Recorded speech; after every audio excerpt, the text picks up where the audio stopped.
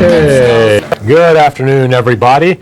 I am told that song does have a relevance discussion today. I will leave that to Don to explain that. We'll get to that a little later. Welcome back to the Atheist Experience. I'm your host, Perrien, and my co-host this week, Don Baker. Welcome back yet again. Yeah, this is my normal show. Last time I was filling in for someone who couldn't make it. Exactly. For Russell. Exactly. Good to have you there. We are live today, June 27th, and we're being sponsored by the Atheist Community of Austin, a nonprofit educational organization promoting positive atheism and the separation of church and state. We have weekly meetings every Sunday at Crescent City Beignets, which is on 6th Street, a couple blocks west of Lamar. That starts at 11:30 or thereabouts and goes basically until we all decide to leave, usually a couple of hours.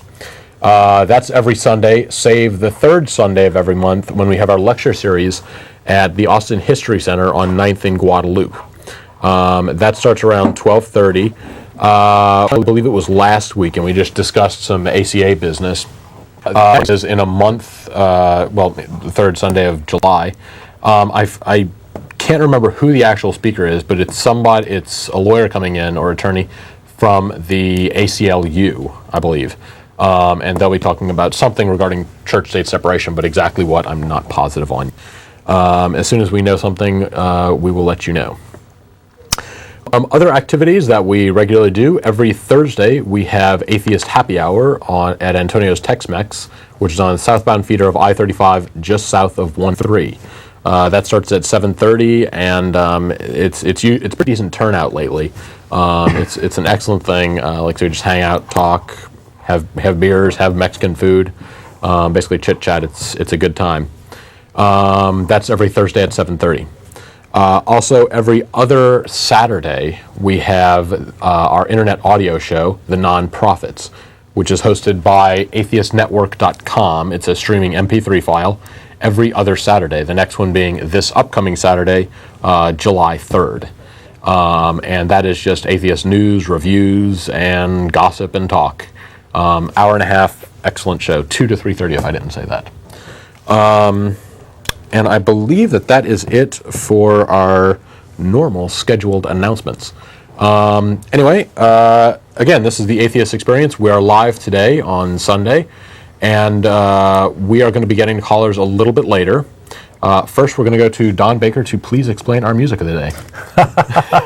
Well, I think I'm going to leave people in suspense and get to that a little bit. We haven't converted the Beach Boys to atheism or anything like that. We're not making any claims to that effect. But American surfing is sort of the theme for that. And anyway, but today's show we're going to talk about the rapture, or the end times, the end of the world, and how a lot of Christians, a surprising number of them, view what's going to happen, and how that affects us in the United States. It turns out, you kind of take a first glance at some of this stuff, and it's rather kind of scary and kind of creepy and kind of goofy, and you wonder whether anybody takes this seriously. And apparently, a lot of people do, and I think that's one of the kind of lessons out of the show today is that we sort of have to take this seriously, even though it's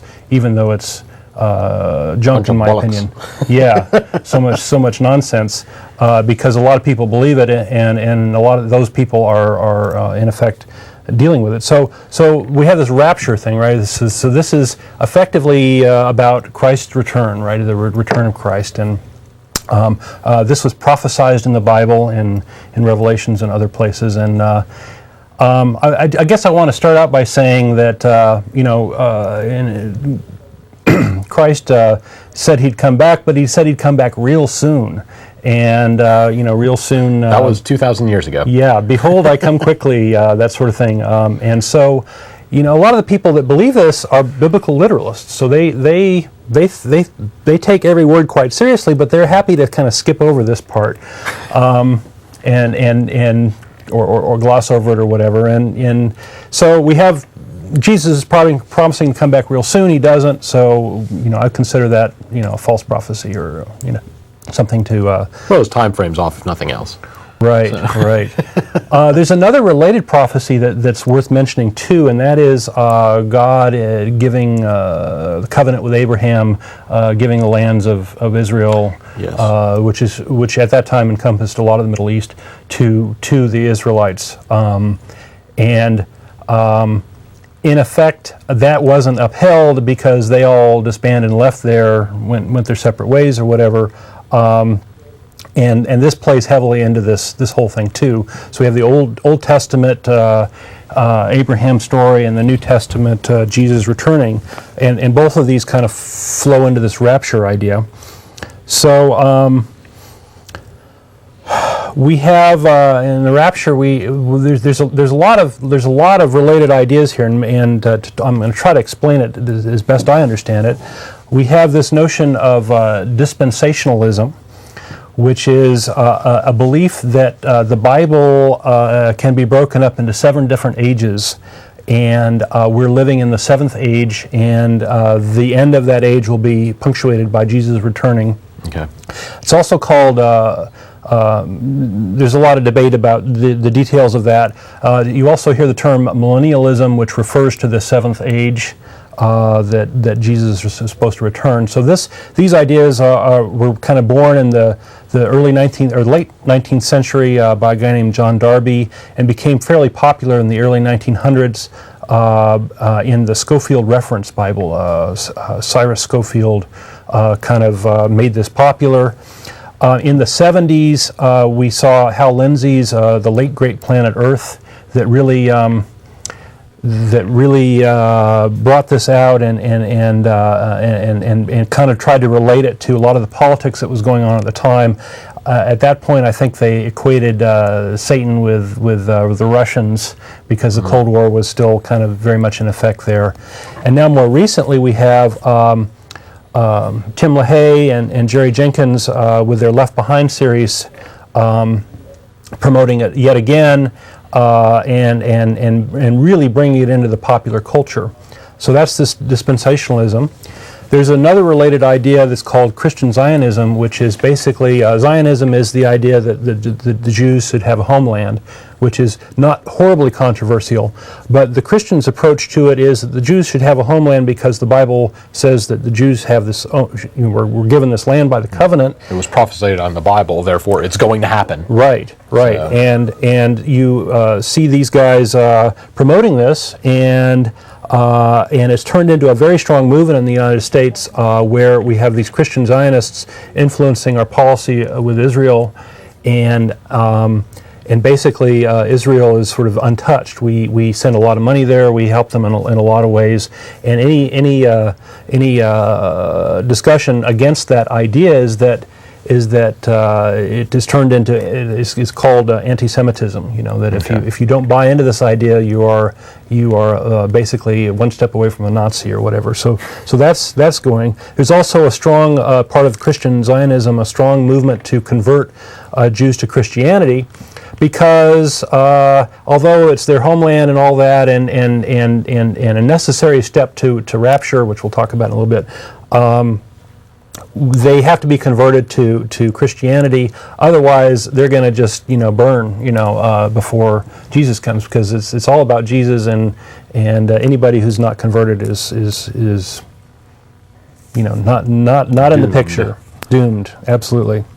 A third idea is called dominionism, which I know a little bit less about, but it's the idea that Christians should seize the world and manifest God's power before the world, and the idea that Christians should take over the world and influence the world, and a lot of these people think that this plays into this Christian nation myth, which I've talked about in a previous show, that's the United States' responsibility to go and sort of spread the gospel and conquer if necessary. Well, the way you word it there almost sounds like use force if necessary. Absolutely. Show them the power of the Lord. That's right. Via nuclear bombs. Yeah, our power, our arms, our arsenals are in effect God's power. The finger of God. Yeah. So So we have a lot of sort of creepy ideas. You can kind of start to see how this is shaping up and potentially influencing things. Now let's talk a little bit about the rapture itself. There's sort of two main things that are very important. One is this notion of the rapture, where and a lot of people sort of visualize it as Christians or people who believe in Jesus and very very strongly believe it will be whisked up to heaven. And you have the notion of maybe floating nude bodies going up because their clothes stay, their false teeth stay, their prosthetic limbs, as anything artificial. By Left Behind. Right, contact lenses are all stay back. And you definitely see this in the Left Behind series, although it's got a G rating in the sense that you don't see any nude bodies, you don't hear anything about nudity, right? It all happens overnight and nobody's quite aware of. We actually, just a little side note here, a year or two back we had an ACA party where we all got together and we watched the first movie. I think there's only one movie. That's right. Or are there multiple movies now? There's just one movie, I'm sorry. Okay. There's lots and lots of books. There's like 10 of them or something like that. But yeah, the first book is actually made into a movie, and we all sat around and watched that, and basically how they showed it happen was just everybody's on a plane, and then, somebody wakes up from their nap on the plane, look over, and they just see this shirt and a pair of pants and a pair of glasses sitting on the seat next to them, and it turns out like over half the plane, it's just these little piles of clothes in the seats. Right. Yeah, and that shows up in the books as well. Yeah. And although the movie didn't get a whole lot of popular acclaim or whatever, don't discount that. I mean, these books are very very popular. The books are doing well. The books are doing well. They've sold 50 million copies of the books if you add them all up, which is a huge number. And they've also have a series for children, so there's a Left Behind for kids, which is I read one of those books and it's definitely brainwashing. Wow. If I say so. So this rapture idea, coming from an atheist perspective, is pretty laughable, right? I mean, what use does heaven have for warm bodies, right? Yeah. Where Are they going to make them into Soylent Green, or and feed them to somebody, or are they going to separate the souls from the body and plug the bodies into some sort of matrix thing and draw energy source from them? Or I don't know, right? I mean, I always thought that heaven was kind of supernatural and exactly, and the material world had nothing to do with it, right? Yeah. So. Who knows? So you can make a lot of fun of it. In fact, there's this rather funny parody. We've seen a lot of parodies, right? Don't know if you wanted to get into the story, but yeah, go ahead. Okay. Go ahead. This is actually a story that originated in August of 2001, and it came out on Religion in the News, which is a site that collects articles. But they say on the site that some of these stories are really true. See if you can figure out which ones they are. So they're not claiming to be the CNN of the religion or anything like that. Some of the stuff is just plain false. This is one of those stories, but apparently lots and lots of people got hooked into it because I got this off of Snopes, Snopes.com, which is one of these debunking type sites. But anyway, the article... Urban legends and all that. Exactly, urban legend sites. I'll just read a couple snippets of the article here. A Little Rock woman was killed yesterday after leaping through her moving car's sunroof during an incident best described as a mistaken rapture by dozens of eyewitnesses. The woman, who was apparently convinced that the rapture was occurring when she saw 12 people floating up in the air and then passed a man on the side of the road who she claimed was Jesus. She started screaming, he's back," and climbed right out of the sunroof and jumped off the roof of the car, said Everett Williams, husband of 28-year-old Georgianne Williams. Madison, apparently one of the policemen or something like that, questioned the man who looked like Jesus and discovered that he was dressed up as Jesus and was on his way to a toga party. When the tarp covering the bed of his pickup truck came loose and released 12 blow-up sex dolls filled with helium, which floated up into the air. So apparently this woman saw somebody looking like Jesus who was going to a toga party, release a whole bunch of sex dolls, which then floated up in the air, and he's screaming at them, "Come back, come back!" She thought it's a rapture. She jumped out of her car. Like I say, this is complete fabrication. This did not happen. But it's so juicy. We love it. We just... And you read this stuff and you just think that this could happen. Yeah. This could happen. With some of the news stories that we have had on this show, this isn't all that far-fetched. That's right. That's right. So that's why I think that's been so successful, and they've had to debunk it. Yeah. If it were more off the wall, they'd blow it off. Anyway, so you may have seen around town or whatever, seen bumper stickers that say, "In case of rapture, this car will be unmanned." Yeah. Thankfully, you don't see those on planes, though. Yeah, yeah. Or bumper stickers that say, "Today could be the day," meaning referring to the rapture might happen. Yeah. And, this kind of gets into a little bit of a dark side of this, and that, if you really believe that your car is going to go careening down the road when you disappearing, and potentially kill somebody, it basically shows that you don't give a shit about that person, right? You're not taking responsibility. Well, those are people who apparently are evil and sinful and did not earn their spot in heaven, and so, Right. They're trash. Screw them. Yeah. They're not. So we have this rapture thing, and it's kind of funny in some ways. We have our own little retort to that down here on our little. We have a little bumper sticker that says, "Rapture is a world without religious nuts," which is kind of a little a pun that basically says, good riddance. If you believe this stuff, we're not interested in having that. Unfortunately, with the rapture, we don't have religion disappearing with the people who are the big believers. We have this other phase of the rapture, which is called tribulation, and there's an ongoing debate about whether one occurs before or in between or after. Whatever. Rapture is kind of an event. Tribulation is kind of a long period where a number of events that beckon or that have to happen before Jesus is to return. It's kind of a script in a way.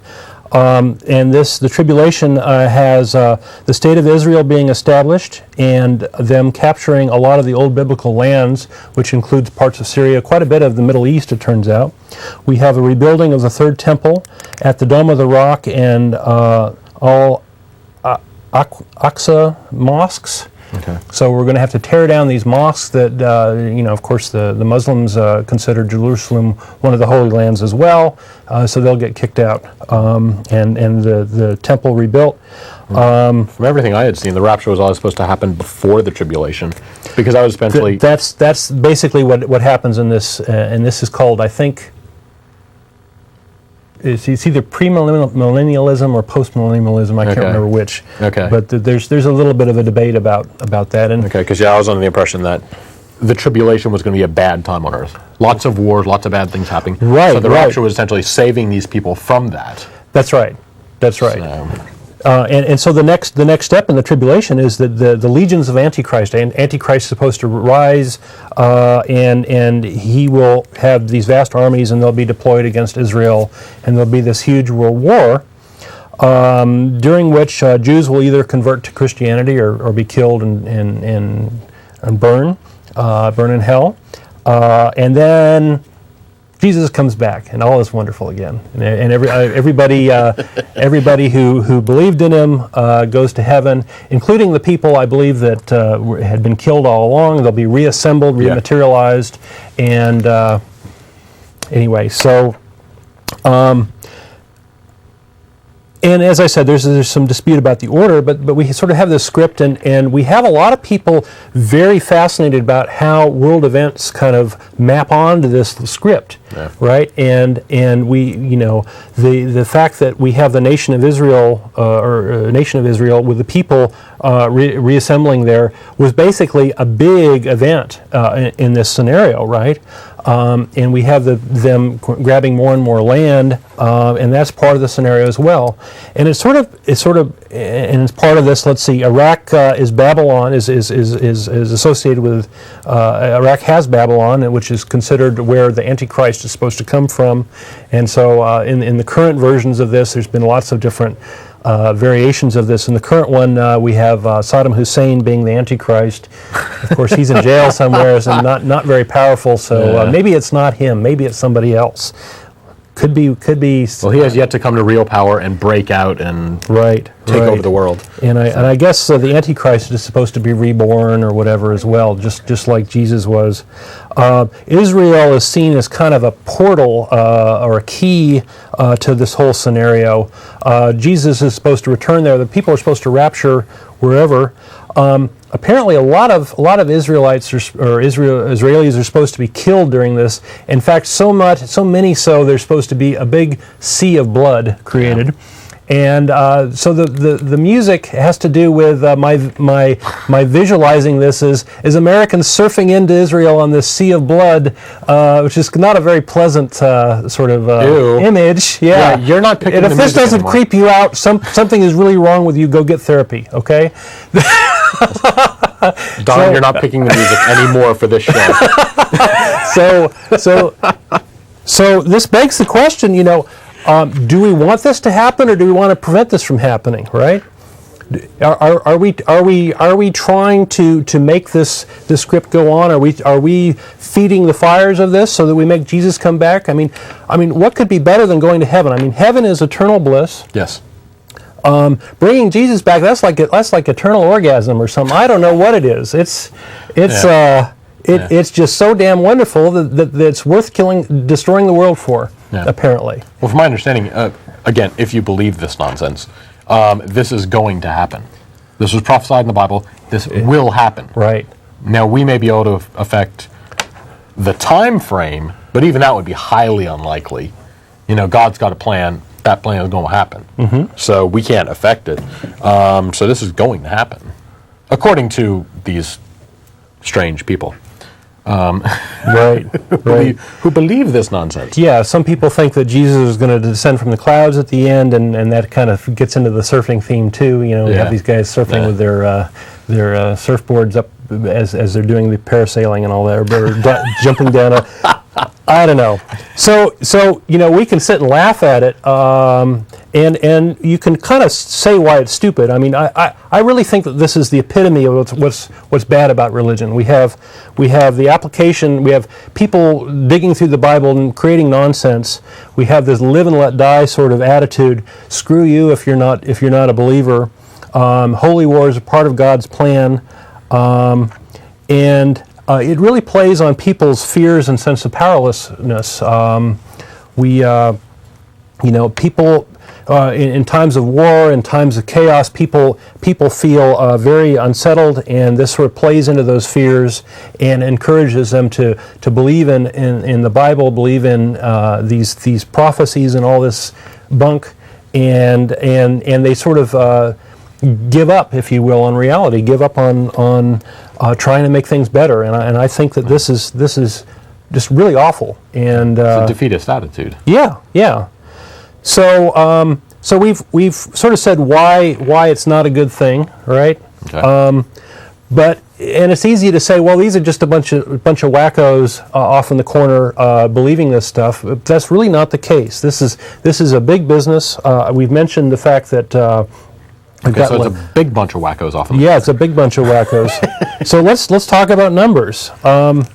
Let's see. We have in one poll we have 46% of people in the United States claiming to be evangelical, and 71 of those claiming to believe in this notion of Armageddon and it playing out more or less in the Bible. And so if you multiply those two numbers, you end up with 32% of the people that buy into this in the United States, which is a huge number, right? I have one third of the people in the country. 1/3 of the yes. Wow. Another estimate says that 59% believe in Revelation playing out eventually, and 17% think that it will happen in their lifetime. So we have 17% of the people in the United States giving up on the world, which is pretty sad. Wow. So another statistic is that claims that 15% of the voters in this next election will likely decide based on the Mideast policy in Israel, because that's such an important thing in this. Alone, that would be their sole issue, basically because they believe that once they turn on this rapture faucet or whatever, that's it. That's the most important thing in their life, to be saved. Wow. Right? So that's pretty creepy stuff, right? Certainly, our public officials, Bush, Ashcroft, DeLay, Rumsfeld, Cheney, all these guys buy into this to one degree or another. LaHaye himself is very, very influential. He helped start the moral majority. He and his wife more or less killed the Equal Rights Amendment. They were very big in getting that killed back in the 70s. Okay. They helped start this group called the Council for National Policy, which is this big secret organization of billionaires that whose membership is not quite known, but they influence a lot. A lot of money flows through them to other groups. We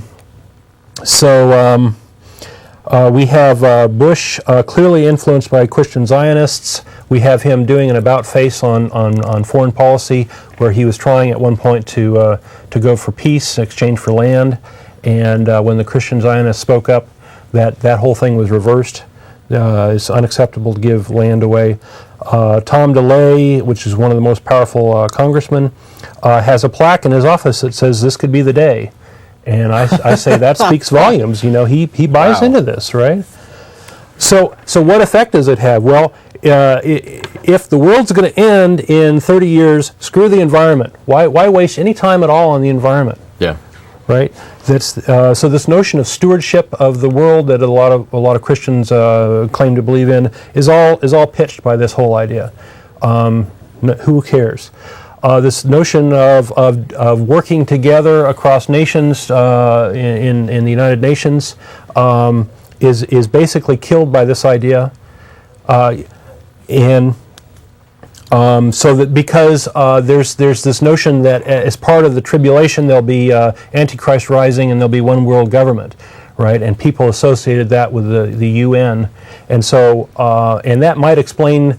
It might have something to explain with why we have sort of pulled out of the UN,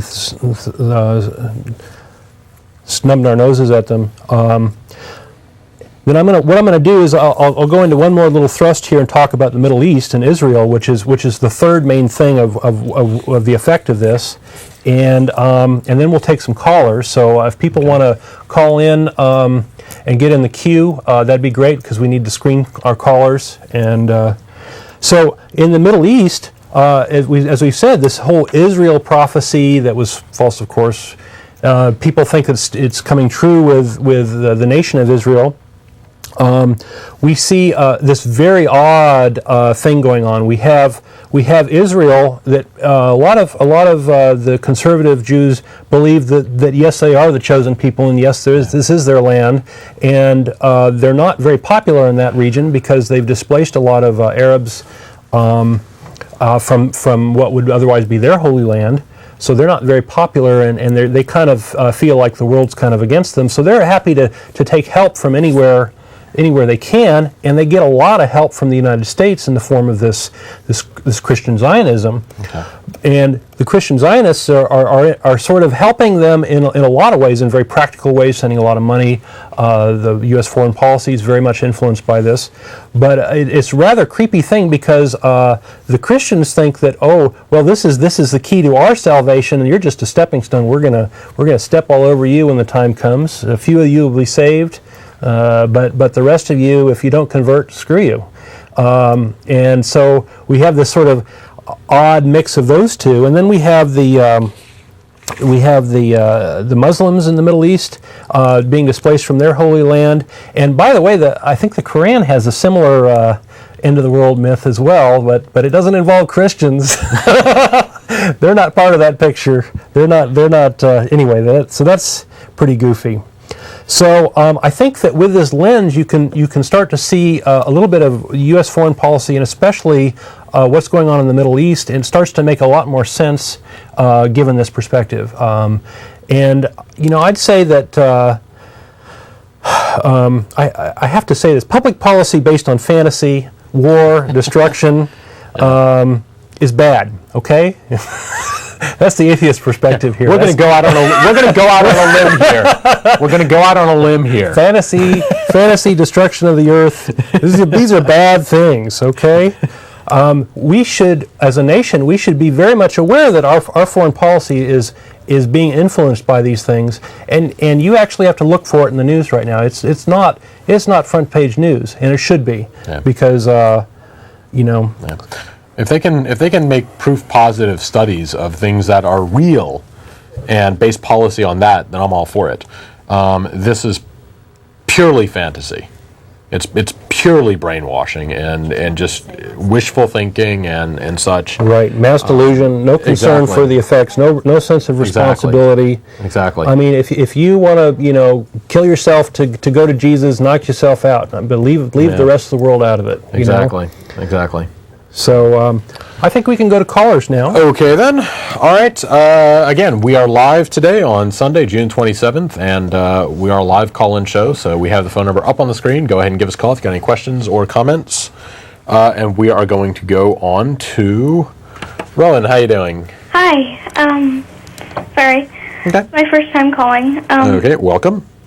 I remember last week,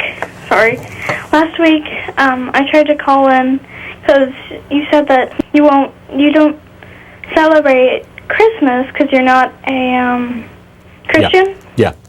I'm not a Christian either, but I still celebrate Christmas. Okay. But it was actually the Christians that stole Christmas from a different religion. Yeah. Which was actually called Winter Solstice, or They pretty much every religion has some kind of festivity or something in that time of the world, in that time of the year. I mean, they do have the winter solstice there on like the 20th or the 21st. Mithraism was an ancient religion before Christianity, and their god was born on December 25th. And there are dozens of other religions that all have, again, something going on around that time of year. It's winter; they want to party. Right. So Christmas is a very rich tradition. We have the Christmas tree. We have the celebration of Christ's birth. We have Santa Claus and all that, and all of these sort of come together, and they're all kind of mixed up, and it's kind of hard to tease them apart. I think Ashley touched on some of the rebirth myths. The winter solstice is very much part of that because it's the shortest day of the year. I'm sure a lot of people in early times were sort of afraid that the days would continue getting shorter and shorter, and the crops would not return, and it was kind of a scary time. And at the time of winter solstice, the days start getting longer again. And this is the sort of foundation, if you will, because it is based on observations that people saw in the world. Yeah, and from that, there were a lot of traditions around it. And I think a lot of the sort of birth stories have to do with the fact that it's kind of a time of rebirth of the world, and rebirth of the seasons and such. Yeah. People at that time were farming societies. They need to know how the year works. Absolutely. And so they had observations. They knew that the year starts getting longer at that time, and so yeah. I mean, they're running with that idea. Yeah, the Christmas trees and lights have to do with from pagan times. The cutting down of the Christmas tree is symbolic of the end of paganism, and actually killing a tree is inherent to the Christian tradition, which is kind of interesting. But as the ACA, we do actually have solstice parties typically. Yeah, so. But. Our religion, where we have a story, it's kind of like Santa Claus. Okay. Except, what is your religion, by the way? It's a different goddess. She has a garden, and she has these beautiful roses that bloom only in the winter. Okay. And the story goes on to a man picking one of her roses, and to punish him, she turns him into a giant goat. Okay. He rides on. What religion is this, by the way? Wiccan. Wiccan. Okay. And she rides on a large goat, and he carries the presents, and he carries her. Okay. And if she comes across a family that's starving, it's very hungry because the winter. I mean, it's winter and the crops are dying. Right. Mm-hmm. Yeah. She kills Nasserskagi and saves one bone, throws the bone into her bag, and pulls out Nasserskagi, live and well. Okay. And she'll go around and do that every year, just kind of like Christmas, except Right. So you can make a big study of all the different religions and what they say about that time of year, which is an important time of the year for various reasons. Yeah. So actually, so that's a pretty interesting story. I really should look this up. I'll have to look it up for Christmas this year or something. There is one line in the Bible somewhere, and never remember to look for it at the right time. I've had hard times before, where it specifically goes out of its way to say, along the lines of, do not do as the pagans do and decorate your trees with tinsel and gold and such. It is like a clear definition saying, if you celebrate Christmas and you decorate a tree, you're going to hell. Apparently, a lot of people don't see that verse. And now some people would claim that our current religion is capitalism, and exactly. we go out and celebrate Christmas by buying stuff. It's so commercialized that the whole religion part of it is just shoved aside in favor of Santa Claus and Christmas Carol and stuff like that. Anything else, Rowan? That was really it. Okay. All right. Thank you very much for your call. Yeah, thanks for calling. Bye. All right. Let's go on to Todd. How you doing? Pretty good. How's it going, man? Yeah, not too bad. What you got for us? Yeah, one thing I wanted to say, y'all were talking about the story or the myth or whatever of the lady that jumped out of the car when she saw the things floating by. Last night on HBO on 6 Feet Under, they had an episode that started off exactly like that. I've heard about that. I haven't actually seen it, but on our email list, somebody posted that. Yeah, that was on there. Yeah, so that was pretty funny. That would have been interesting. But yeah. Yeah, well, one thing I was, y'all are talking a whole lot about the Zionist movement and Israel has to completely regain all the holy sites so that Christ can come again and all that. I'd gone on a lot of websites and looked at. They were kind of conspiracy theory type websites investigating the Illuminati and stuff like that. But a lot of the stuff that they discussed was basically that exact thing. These various groups, like Pat Buchanan, I think, is a member of one, which is like kind of the guard of the Vatican. And he's a big Zionist, I believe. And they were kind of talking about the two. There's like a split in the elitist groups at the. There's a Zionist, and then there's another group. I can't remember what their angle was exactly, but, that I've been trying to tell that to people for, the last 2 or 3 years. I'm like, don't you see that that's, very disturbing that we have these people in the highest parts of our government that, they want, Israel to succeed simply so Christ can come again and we can all die. Exactly. Right. And then on top of that, up until real recently, and not a lot of people knew that Israel had nuclear weapons. Even though I thought it was common knowledge, I'd still see articles every now and then that said, they might have them, or they supposedly have them. And they released the guy from prison who had been in prison for like 12 years or something, who was the one that broke the story in the first place. Right. And I'm like, Put the that's thumb my on biggest fear, is that, that's the finger of God right there. That's their new Ark of the Covenant, We got the nuclear weapons, so, we're ready to start this holy war, so. Well, you can say a lot of things about Israel, but they're a tenacious bunch. Oh, yeah. You have to say that about them, yeah. And I just watched a thing today on the History Channel about the founding of Israel. It always kind of strikes me as funny that no one seems to really complain about the fact that, all these Palestinians were just basically they had to just up and leave their homes and businesses and whatever, and could never come back. Right, they'd been there for centuries, and like 750,000 people, I think, were just moved. Okay, there we go. Time to go. Yeah. And what about those folks? Yeah. And apparently a few of them are Christians, right? Christian Palestinians, and they get it from all sides, right? Yeah. The U.S. Christians don't give a hoot about them. The Israelis think they're in their way, and the Muslims think they're traitors. Yeah. So you got to pity those guys. Yeah. All right. Did you have anything else for us? Well, one kind of general thing, about people trying to prove the historical, existence of Jesus or whatever. I saw something else. I've been watching a lot of TV lately. I got my cable back, so I saw another cool thing on. It was on the legend of King Arthur, and that only goes back about 1,000 years. Yeah. And the quote that they said, which made me go, well, there you go. That's the quote to use for Jesus.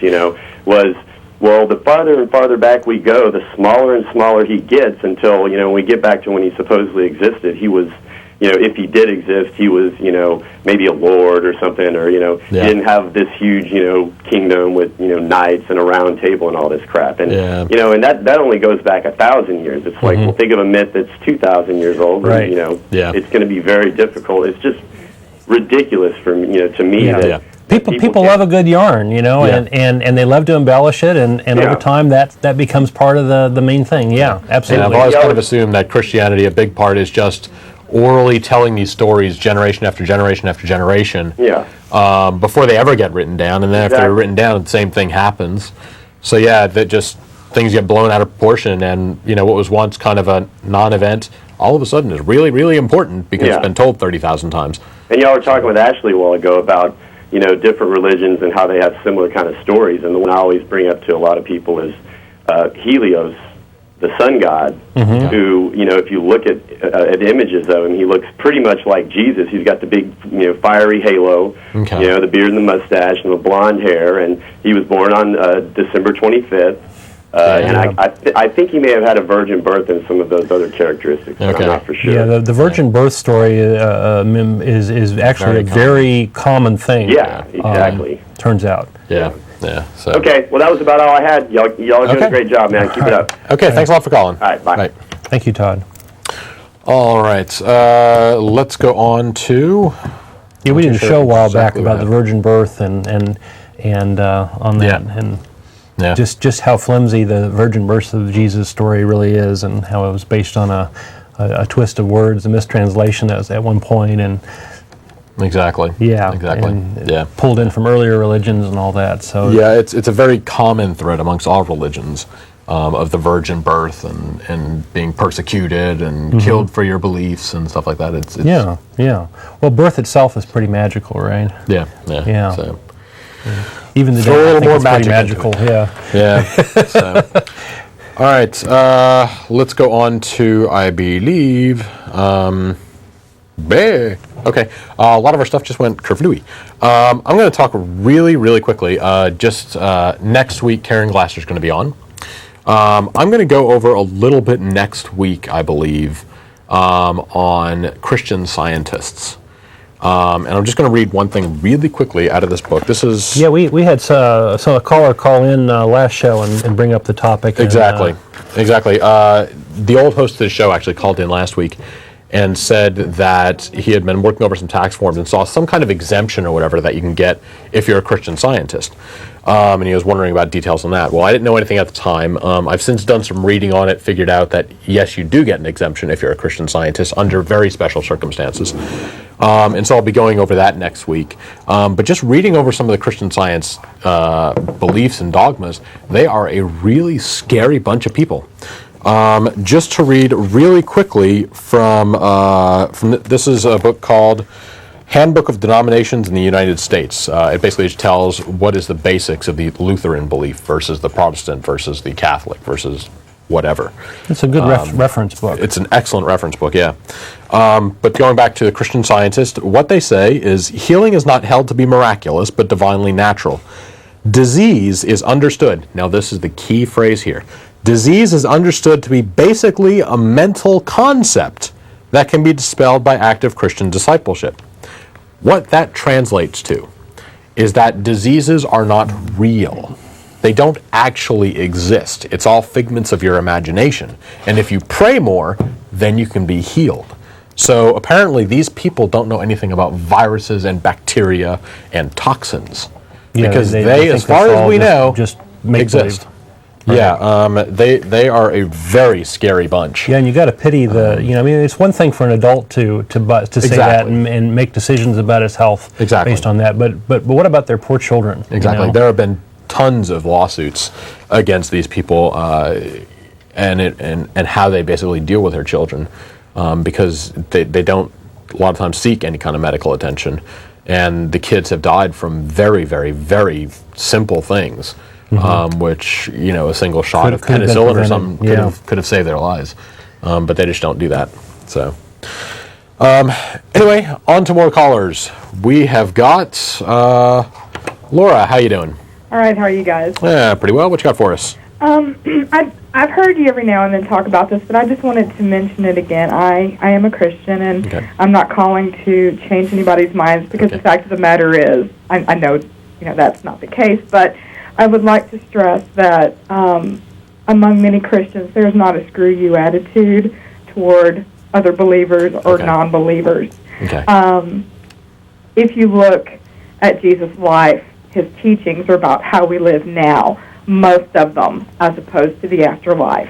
Yeah. And there are a lot of good people in this world trying their best to live God's love and to be a neighbor to one another. And work with us and try to rein these people in. Yeah, I do understand this. The main do you buy into this destroy the world attitude? I certainly don't. Okay. So let's work together and stop this madness. What do you think? Well, how do you propose to do that? Well, I mean, we can do that in part in the election. We can speak out against these people. That's what I'm doing today. Is speaking out against this craziness, right? I'm hoping that you and the sort of more mainline Christians can do that too. I don't hear your voice very much. Yeah. I think a lot of it has to do with we're in a society where we're supposed to be respectful of all people, of all religions, and if we're trying to do that, then we can't do that to the religious right either. Yeah. Going a little bit onto a different topic here, though, I have heard, and I do understand that 95% of Christians are not saying that everybody deserves to burn in hell and all that kind of stuff. I mean, those are the vocal minority out there who are saying that. Yeah, certainly the Catholic Church would. However, go ahead. The main, I guess, crux of the matter, though, is Christians are all members of a religion where God says anyone who doesn't follow Jesus deserves to burn in hell. I don't see how Christians can walk away and say, well, that's not really true. Or someone, an atheist, for example, just because it's easy, doesn't deserve that. Because again, that's essentially what the Bible's saying. That's what God is saying, is that all these people deserve eternal torment and eternal hell. I just have a problem with people supporting a religion if they don't agree with that pretty important footnote. And then you'll find other places in the Bible. You could find something in there for any position you have, and I admit that. But there are other places that ultimately, I believe not one of us. All of us are condemned to hell, I think. Do you think you deserve that? Do you think you deserve that? I know that. Just given what you've done in your life, do you think that you deserve eternal torment? And then you get into sticky matters about whether there is a real hell. And so I've done a lot of scholarly. I've done master's degree in religion, and so I mean these are things you could debate till the cows come home. Okay. It all comes to the nature of God. I believe that we're all sinful and can't do things on our own, period. Okay, but again, the question still remains, do you believe that? Do I believe? In terms yourself, of... personally, I admit I'm not perfect. I've messed up in my life. I've done some things wrong. Assuming that there is some kind of God and I will be judged at the end of my life, I can imagine him saying, look what you did on that date, that kind of really sucked. That's bad choice. Yeah, he'd say that to me too. Bad. However, going to hell and eternal torment and punishment and stuff, I'm not that bad. I've got my faults. I'll admit pretty hard to deserve that. But I'm not that bad. And I don't think anybody, I firmly believe that nobody is so bad that they deserve eternal torment. We have a finite life. There is a finite amount of damage that we can do in our lifetime. Even if you have ultimate power over the world, there's only so much you can actually do to hurt people. Getting an eternal torment, an eternal punishment for that, I don't think that's right, even if you are really bad. Now, what the Bible is saying is for the equivalent of a parking ticket, you deserve the death penalty. I don't agree with that. Right. And what does it say about God that set up this system to begin with? Exactly. I don't see too many Christians offering a really good explanation, I guess, of how that is a comfortable position to be in. I'll tell you what. Give me some time. Let me do some thinking about it, and I'm going to call you back. Please do. Okay. All right. Okay. Yeah. I'd love to hear it because we get that every now and then, and I haven't heard good answers for it. So. Let me. Off the top of my head, I say, that's because God's God and I'm not. But let me do some thinking. Let me do some research, and I'll get back to you. Okay, Please do. And really quickly, that's really just an appeal to power. He's the biggest, baddest person out there. Therefore, he gets to make the rules. Saddam Hussein was the biggest, baddest person in his country. Just because of that doesn't make him right. Well, it goes back to my belief system. I believe that God created me, which you don't believe that God created you. So there's obviously that power, that God is the biggest, baddest person because God created everything, but you don't have that background to draw on. Yeah, but even if he did, I don't believe that if I have kids, since I created them, I have power over them.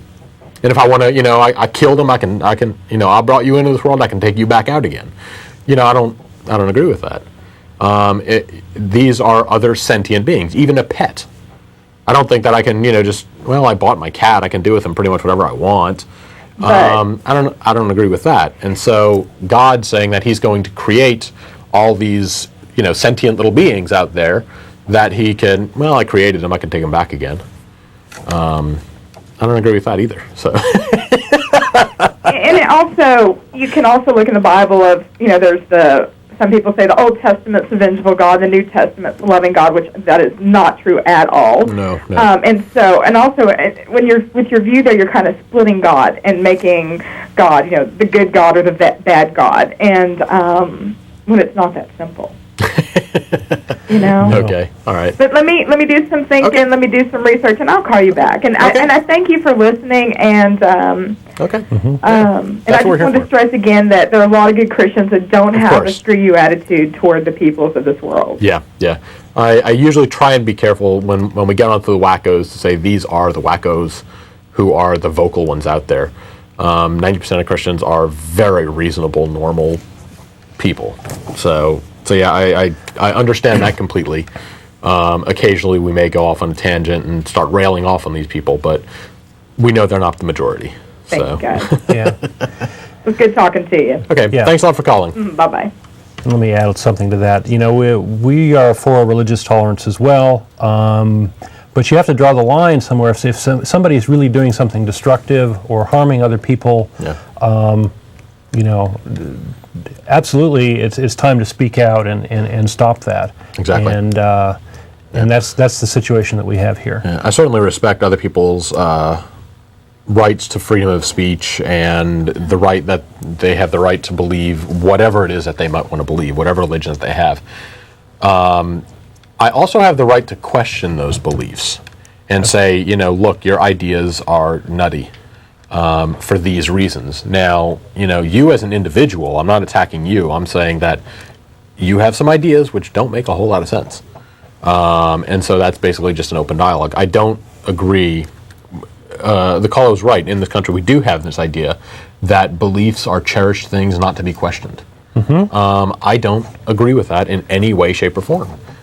People act and make decisions and do all kinds of things. Leads to action on their beliefs. Influences the world. Exactly. If their beliefs are incorrect, you have got to tell them that before they can actually do something on that. Andrea Yates believed that her kids were going to go to hell if she let them live, and so she killed them. That is something that we should be able to say, look, your ideas are wacky. So that's right, and I think atheists can actually give that perspective. We can come in and from a complete skeptical point of view, say this is bunk. Whereas I think Christians tend to soft pedal it a lot, and so we have these things kind of spinning out of control sometimes because there aren't enough voices to reel it in. Yeah, and we typically don't expect anyone to convert while watching this show. Or listen to us for a couple days or something like that, and all of a sudden think that, wow, those atheists are all right, and convert religion. That's not the point of the show. But having the freedom to have this show and have other opinions get out there, I think, is a very good thing, because it at least makes people critically look at their beliefs. It's when you don't have any other opinions being expressed that one belief can just take off and go on a tear and receive absolutely no resistance. And that's a really scary thing. Christian fundamentalism, Muslim fundamentalism, any kind of fundamentalism can be a very scary thing. And so this show, if nothing else, is just making people think. Not necessarily change their We're lives. trying to anyway. Yeah, we hope. That's our goal. That's our goal. Another thing, I think one of our folks behind the scenes had a comment that that God is sort of bad in both the New Testament and the Old Testament. In the Old Testament, he was throwing thunderbolts and storms and Sodom and Gomorrah and all that good stuff, and kind of a bad guy killing people all the time. In the New Testament, we got this heaven and hell thing, and if you're not really good, if you don't do just the right thing, you're going to go to hell. Yeah. So, God got sick of micromanaging the world, so now he delegated all his responsibilities off to Satan. So he doesn't micromanage and tell people what to do and talk to people and throw thunderbolts and break down cities. Now he just says, you're all going to hell. So, screw all of you, I'm watching TV. So something like that. All right, we have got, let's see, Jim, how you doing? Hi, my name's Jim. Okay, what you got for us? So, if y'all don't believe in God, where do you think you're going after you die? You're going to disappear and not exist. Yeah, just like any other creature or animal when it dies.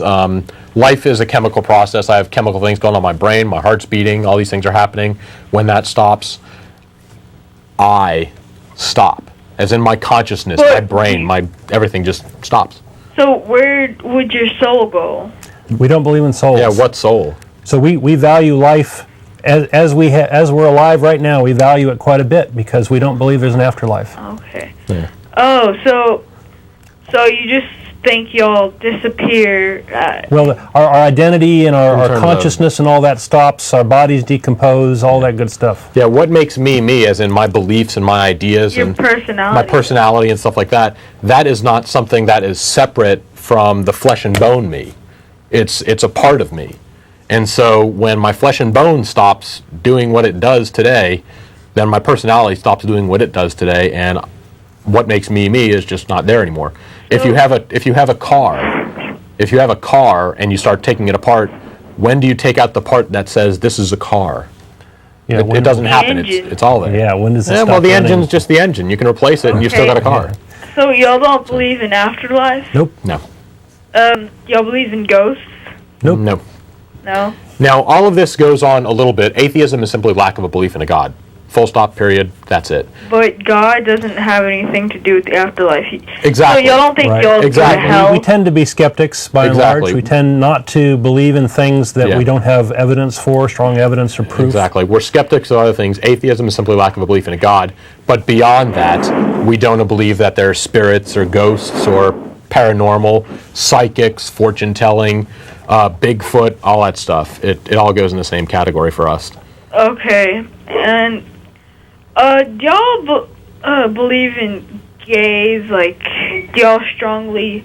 Well, they do exist, yeah. Yeah, but do y'all, are y'all okay with them? I certainly don't have a problem. If that's a choice that they want to make in their life, go for it. Oh, because I'm a Christian, and I believe that it's right for gays, because people should believe whatever they want to. Okay. And I don't see nothing wrong with it. Okay. So y'all don't believe anything about, gays or anything like that? Well, I mean, we don't condemn them in any way. We're pretty much neutral to homosexuality. It's part of it's a natural human aspect of sexuality, and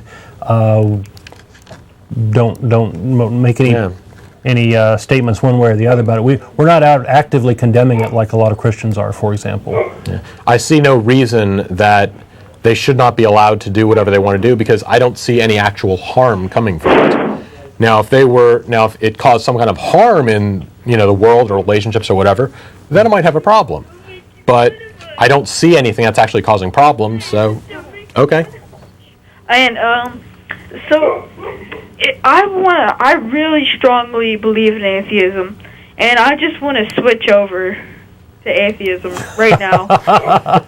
Okay, well, get down and pray with us. I will pray with y'all.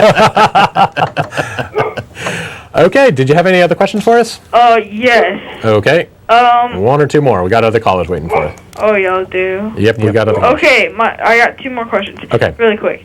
One is, okay, if y'all wouldn't be able, if y'all disappeared, why is there like a Jesus? I don't quite follow that. Yeah. As in, do we believe that Jesus existed? Is that the question? What's his name? Jesus? Yes, Jesus. Okay, what about him? Okay. Compose yourself. Those are some good questions until the last one. So the last one got a little bit flaky there, but give us a call back when you have some other good questions. Compose yourself, calm down a little bit, ask questions. Yeah.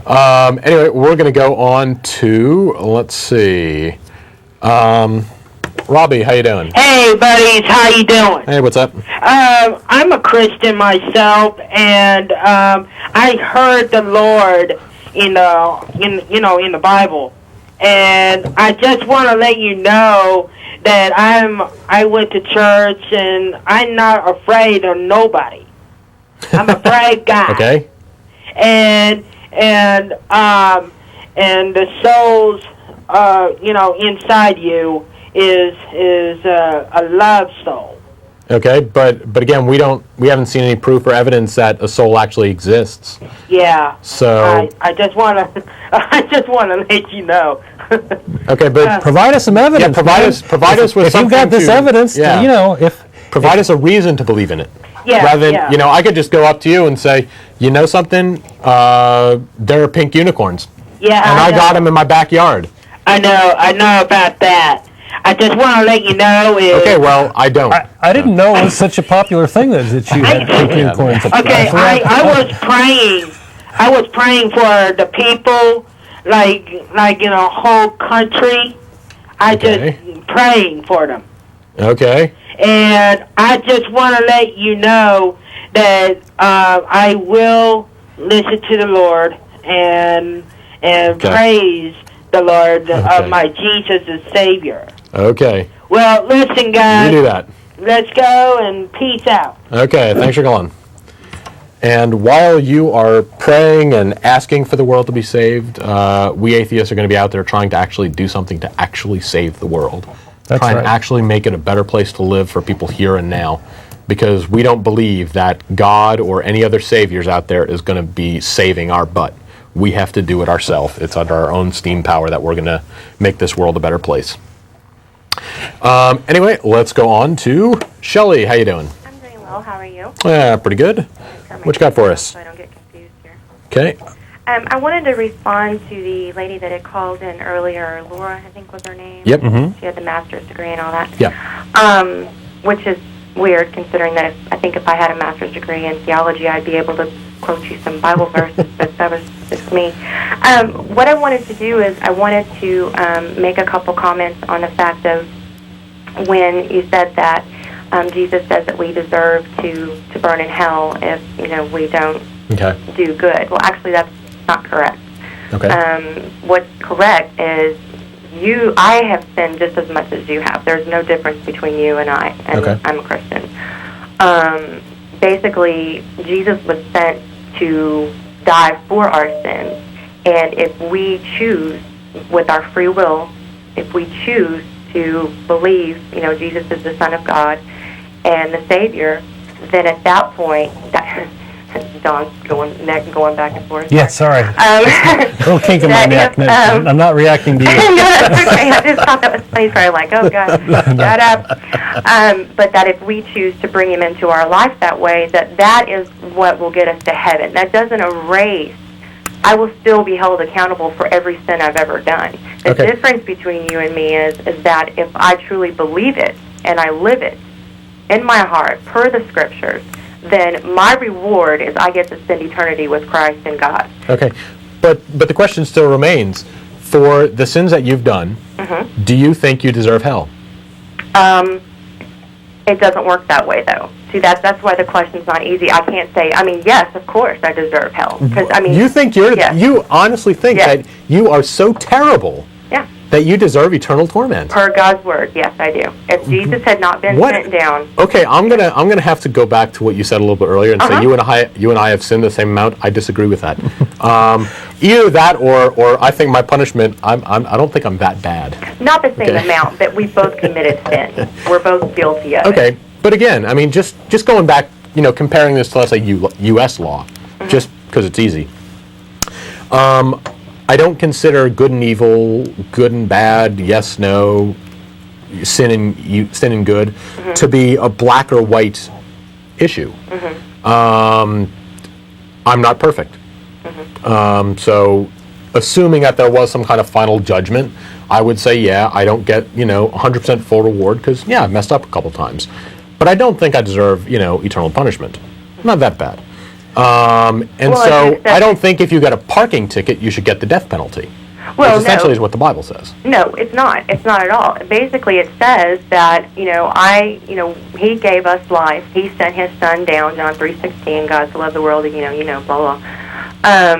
Sent Him down, and that if whosoever believeth in Him should not perish. And so if you believe, you're given the choice.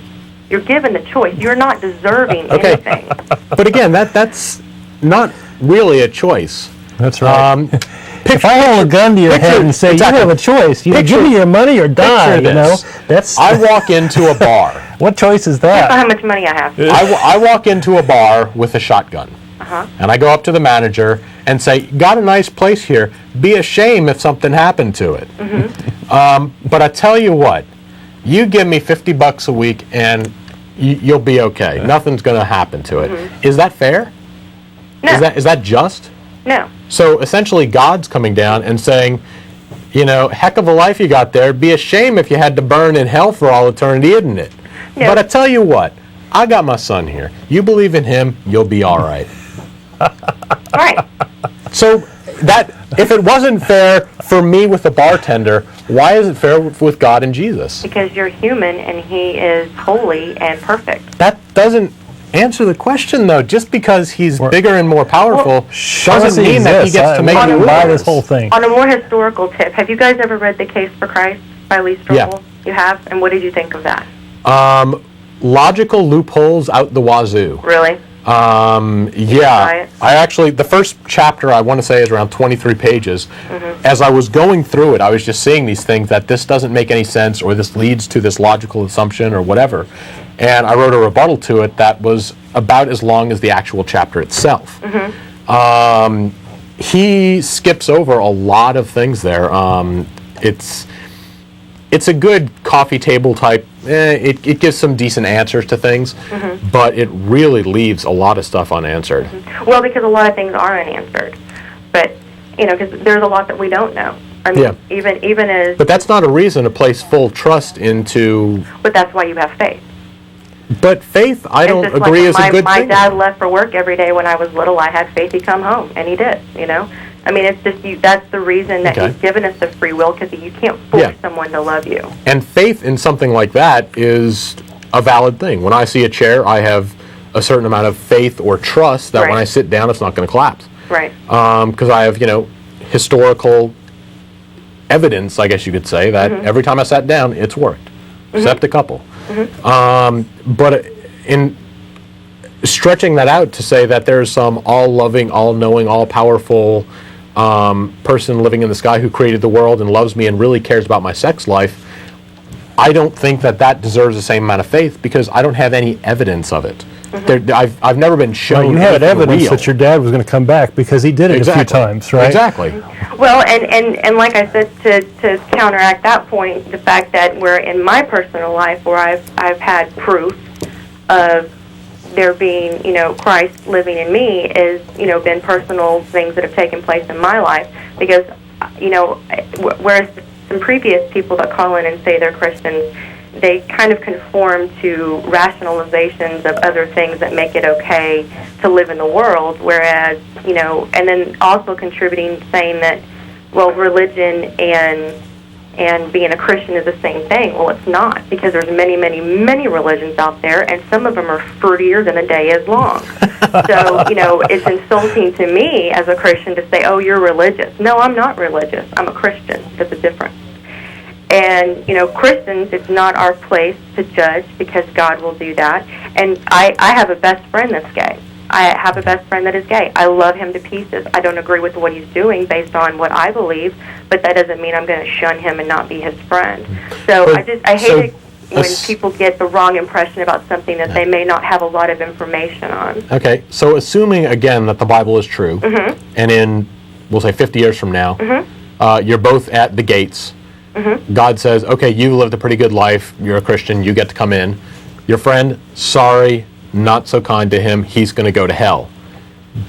Would you agree with that decision? Yes. Why?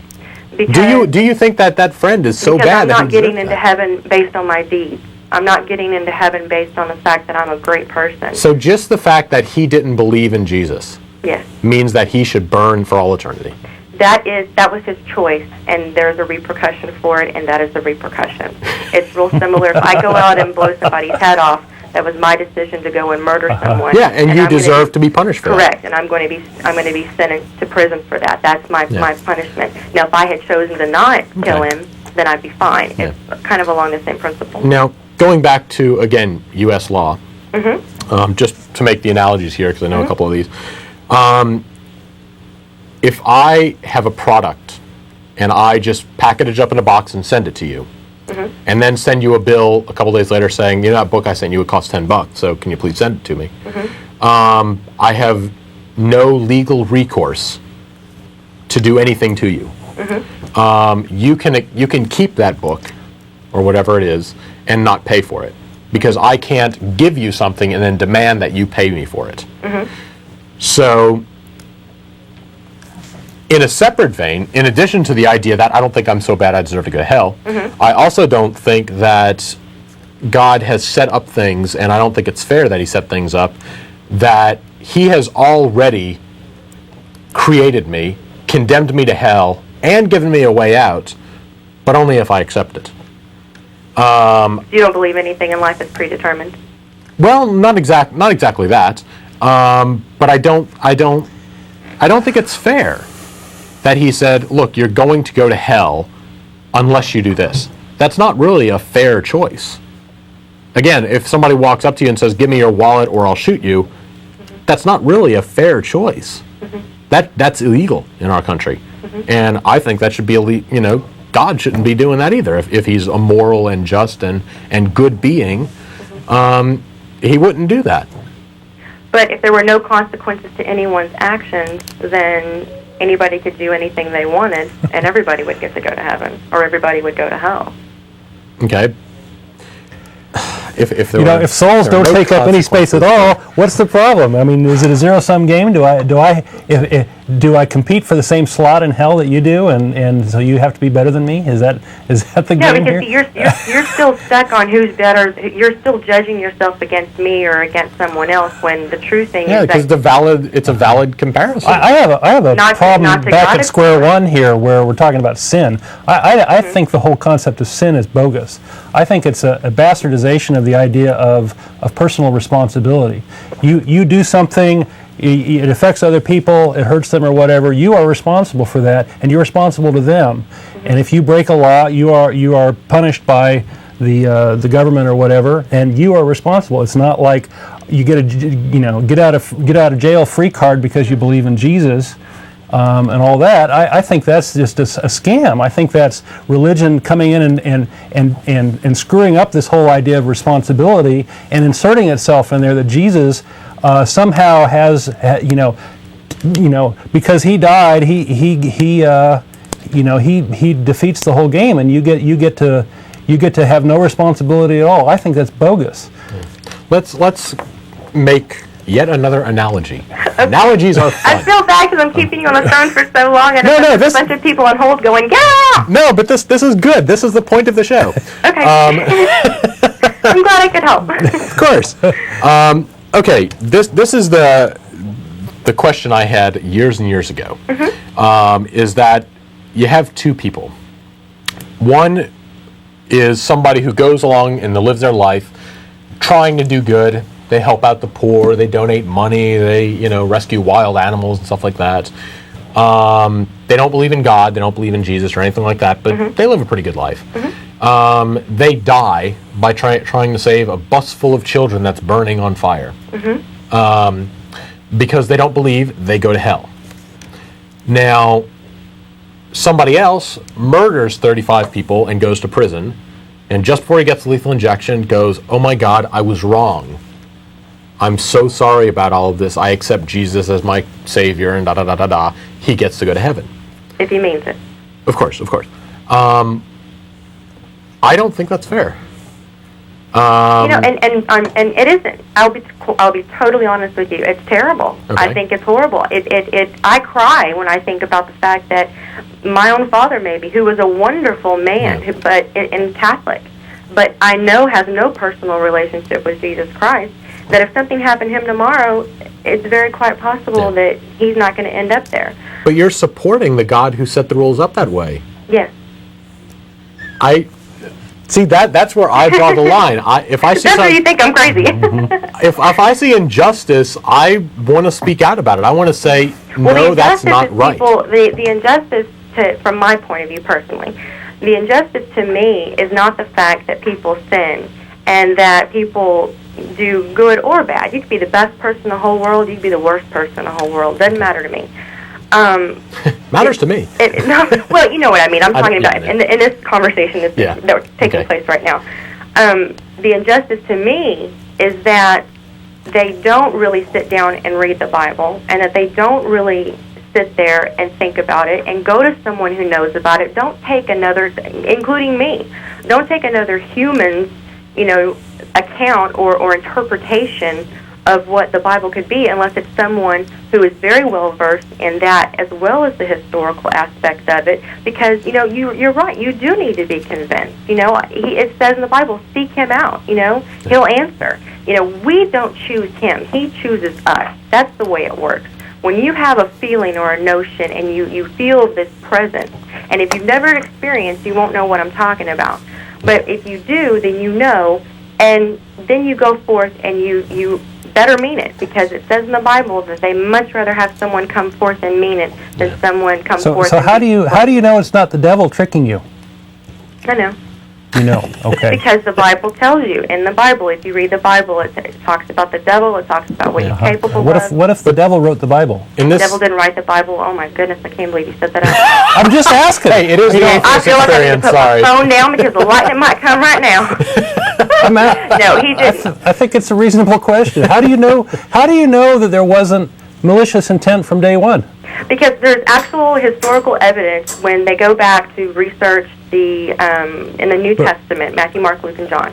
When they go back and they research that, there is historical evidence of eyewitness accounts and things written down within 3 to 5 years after historians, not theologians, no one with a religious, invested in this. Someone who just studies history can go back and say, this is when we think he died, and these accounts were written. I'm asking a little different question. They say that the Bible's inspired by God, right? What if the Bible's inspired by the devil? Wasn't. But what evidence? If you read it, you'll know it. But no, I mean, it's a book. Devil's a tricky guy. I mean, how are you supposed to know this? Well, I find it funny that you believe in the devil, but I don't believe in the devil. I'm playing devil's advocate. Okay, you're giving me a trick question. Okay. No, it's about honestly. It's getting at this notion of faith, and you have this notion of faith, and if you don't back it up by evidence, how can you possibly trust it? The evidence is that the devil's not going to write a book and tell you anything. The evidence of the devil is on earth right now. Okay.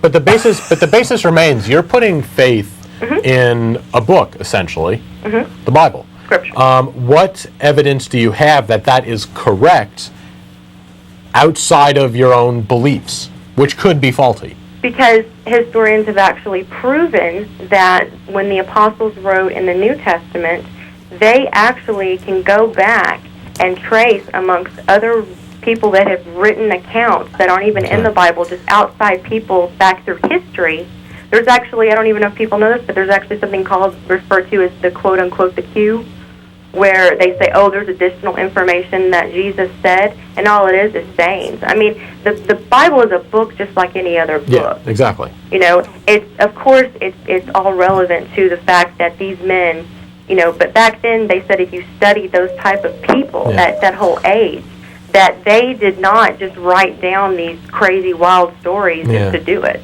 And I haven't actually seen any of those other books or evidence. I mean, I've heard about them, but I've never actually... I just read books based on gentlemen saying that, well, I've researched this book, and, you know, of course, I haven't had a chance to go pick them up and read them either, but... Yeah.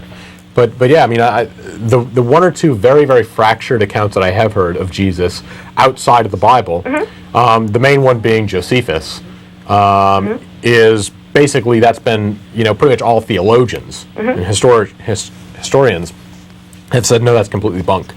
Because it's written in a different style, it's kind of just shoved in the middle of another passage, and just for various reasons, it's bunk. I haven't heard of any evidences outside of the Bible of any of the stories in there, save the fact that, you know, Israel exists. You know, I mean, basic things like that. But again, if you want to go into things like that, well Alice in Wonderland talks about it. Yeah, the people who wrote the Bible believed what they saw. But getting back to my point, how do we know that they weren't tricked?